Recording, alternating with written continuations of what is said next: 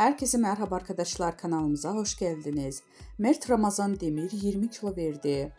Mert Ramazan Demir Nişantaşı'nda görüntülendi. Verdiği kilolarla dikkat çeken Demir çok fazla zayıfladım, tam 20 kilo verdim dedi. Mert Ramazan Demir Nişantaşı'nda objektiflere yansıdı. Verdiği kilolarla dikkat çeken oyuncu basın mensuplarının sorularını yanıtladı. Demir, çok fit olmuşum değil mi? Çok zayıfladım, tam 20 kilo verdim. Çok spor yapıyorum, yediğime, içtiğime dikkat ediyorum. Sizin gibi görenler şaşırıyor. Kilolarım boyumu da göstermiyordu. Şimdi boyum uzun olduğu ortaya çıktı. Siz de gözünüzden kaçmamış, fark etmişsiniz ifadelerini kullandı.